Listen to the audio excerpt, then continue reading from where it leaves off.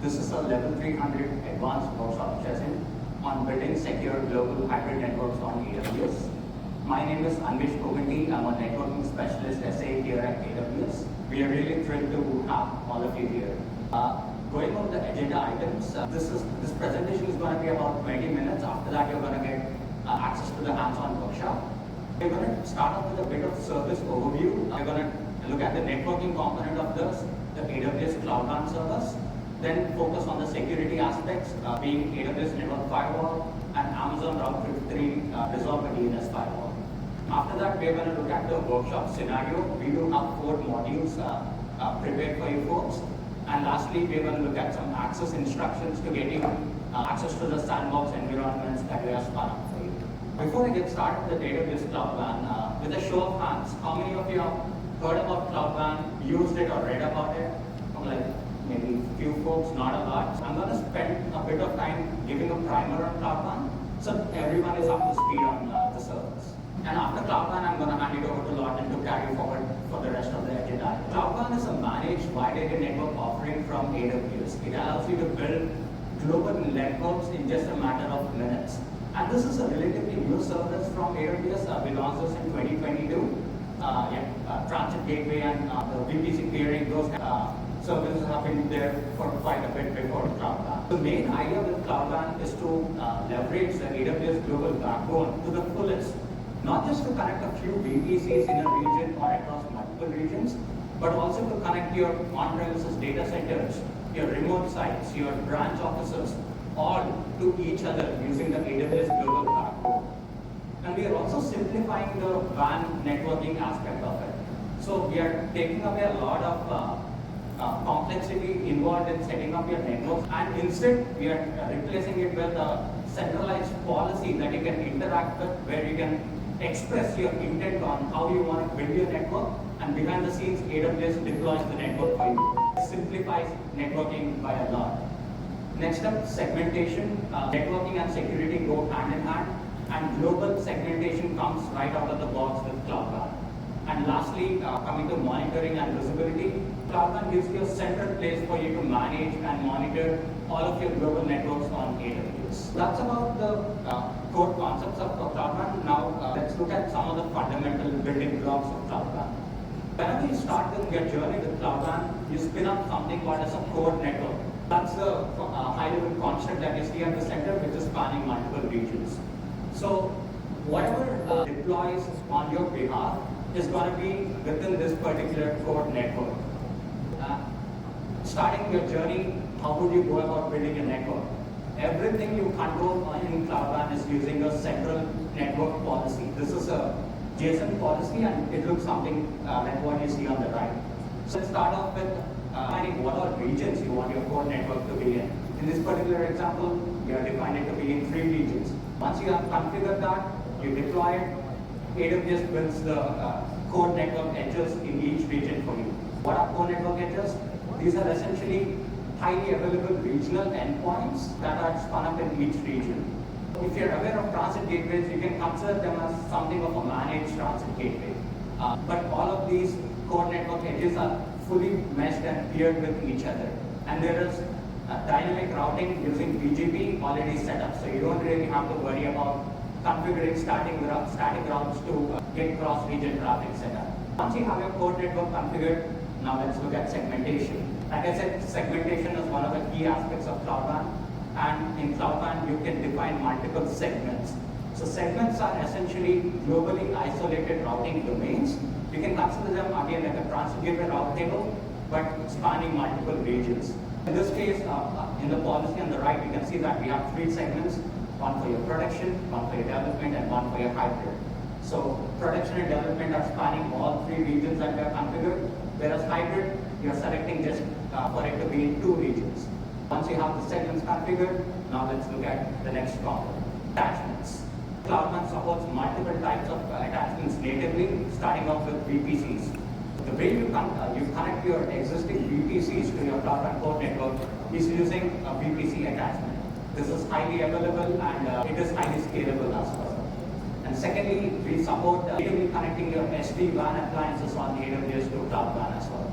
You can use GRD-based tunnels to set up this connectivity, or you can go tunnelless and achieve native BGP peering between your SD-WAN appliances and cloud WAN core network. Next up, transit gateways. So you can peer your existing transit gateways to cloud WAN core network. And apart from that, you can individually set up routing between specific transit gateways and specific segments. In this case, for example, you have production and development route tables in your transit gateway. So you can individually connect your production route table to your production segment on your cloud WAN core network. And there is dynamic routing already set up between those two. Next up, talking about your hybrid connectivity piece, we do have native connectivity set up with direct connect, with the direct connect gateway attachment. And lastly, we also support IPsec site-to-site VPN connectivity as well. Now, you can see that all of these attachments are connected to the cloud. None of them are really associated to any segment. The way you can achieve that is using an attachment policy. Again, this is a snippet of JSON code where you can set up automation such that you can look at certain attributes and map specific attachments to the right segment. In this case, you can see that we are using a tag-based automation policy. So we're looking at the tag that you add to your attachment. For example, you create an attachment for your VPC saying that environment is equal to production. The cloud WAN automation is going to kick in and automatically map the VPC attachment to the production segment. So you can build automations to make sure that your attachments are automatically associated with the appropriate segment. This is quite powerful. So once a policy is deployed, all the attachments get mapped to the appropriate segments. And this is just one example policy that you see for attachment. You have multiple other attributes to play around with, not just tags, and you can see that as part of the workshop too. You have everything configured, you have all your attachments mapped to the right segment. Now let's look at some traffic flows. Like I mentioned, segments are isolated routing boundaries, so anything attached to a segment can talk to each other by default. For example, let's say production VPC wants to send traffic to production VPC connected to the transit gateway. The traffic flows just as expected because anything in a segment can talk to each other. But cross-segment traffic is not enabled by default because they are isolated. So if production wants to talk to development, that is not allowed because they are totally isolated. Similarly, your on-prem traffic, if you want to send some traffic to your production or for your development, that is not allowed by default, again, because they're isolated. The way you can achieve these kind of traffic flows is by using something called as a segment action. So essentially what you're doing is you're sharing the routes between two different segments to make sure that the attachments on the either side can talk to each other. In this case, let's say you want your hybrid workloads in your data centers to talk to production environment and development environment. So you can create a policy that you see on the right saying that I want to share my routes between hybrid and production and hybrid and development, and that way the cross-segment communication is enabled. This is about the basics of cloud WAN, but what if you want to inspect the traffic before you let attachments between segments talk to each other? That's where cloud WAN service insertion comes in. Service insertion is a relatively new launch again. We did launch this in Inforce 2024, just last year.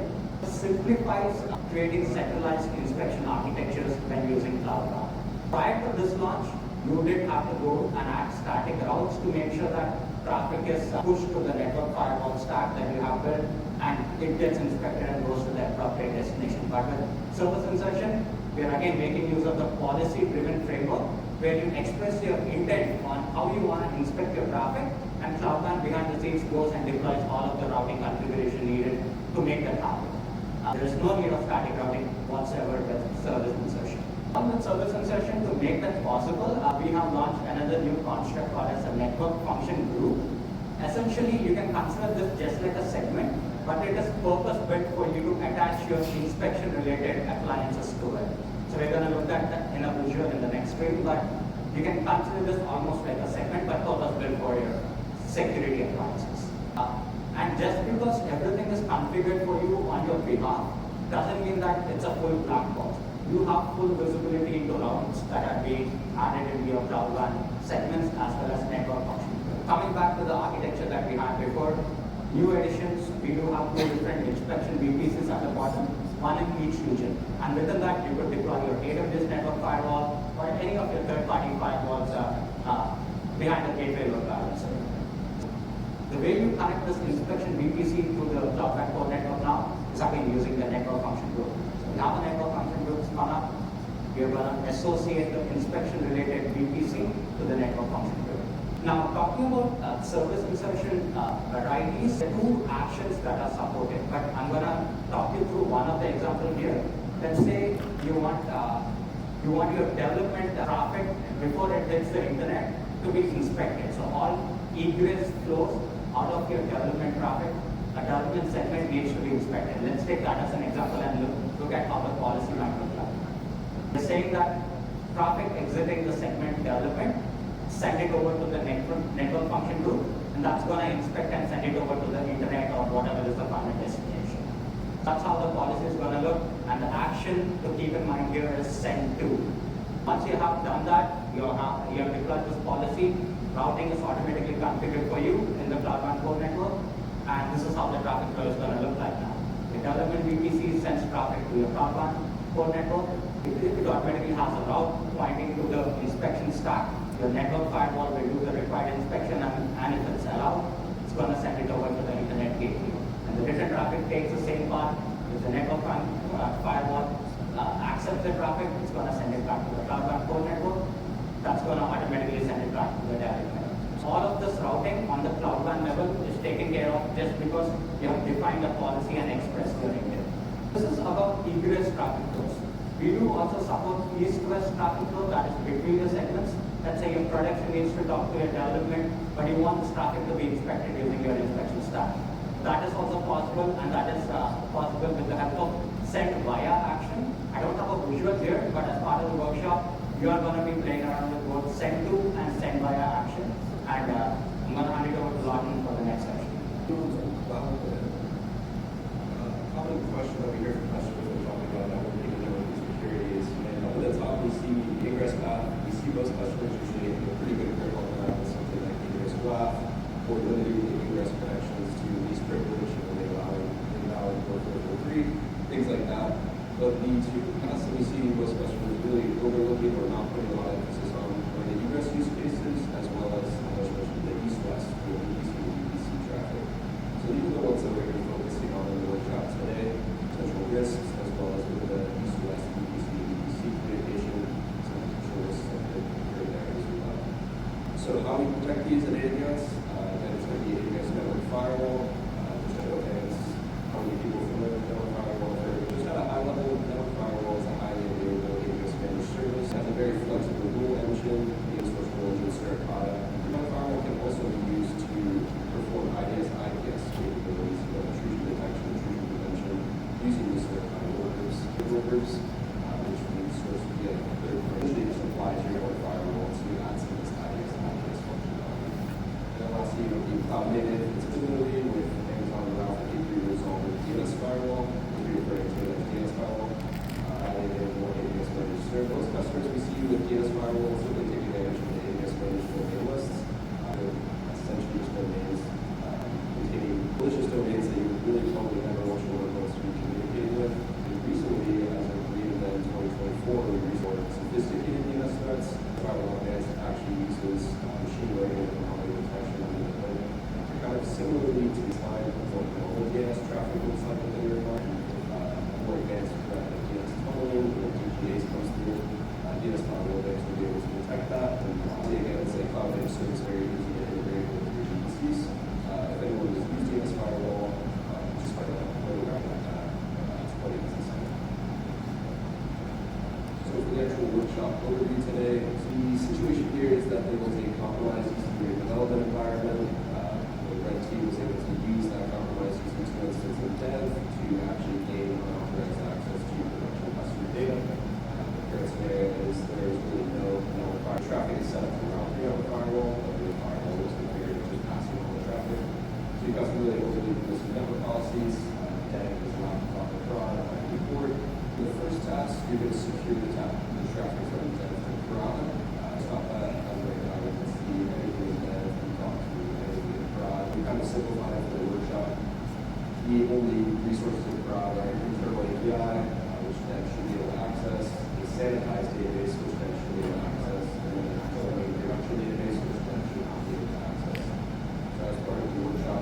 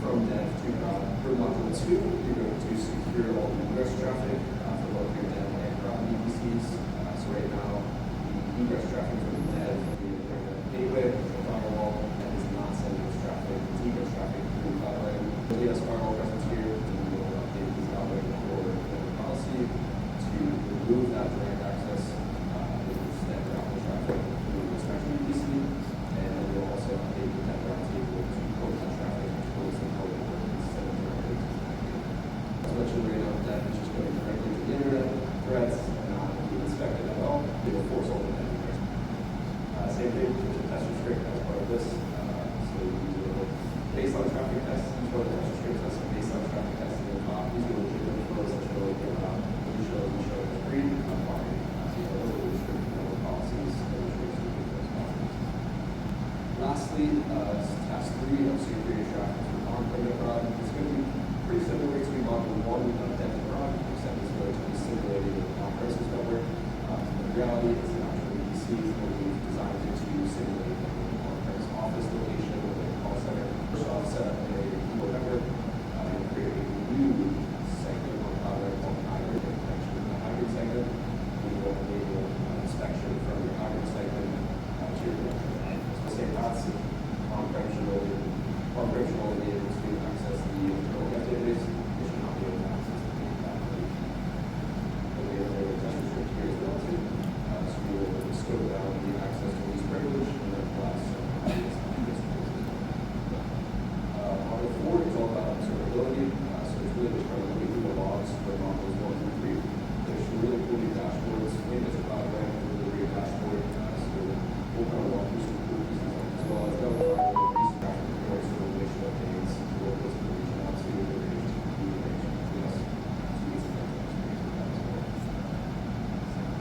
So if we're getting started with the workshop, we will give you access to your AWS account with the pre-lecture. The AWS account I'm going to walk through these steps 1 through 5 pretty quickly. There will be a summary step at the very end, so don't feel free to don't feel like you need to grab this thing immediately. We'll visit this link, catalog the workshop that you guys enjoy, go enter the access code, which again will pop up on the screen. And you can take pictures, we'll make sure it's the last slide that's shown here. You'll accept the terms and conditions, and we'll get started with the workshop. One piece I do want to call out, when you see this screen, the one that looks like this one on the left, make sure to put AWS console, it will say USS2 actually. That's going to authenticate you to the workshop studio account. If you don't put that link, you can put some of the other links, it's going to redirect the AWS account to that small link here. So make sure to put that blue link on the left hand of the workshop. So these are the summary of the steps as mentioned. So specifically in the top right hand corner, enter the access code. So we'll be walking around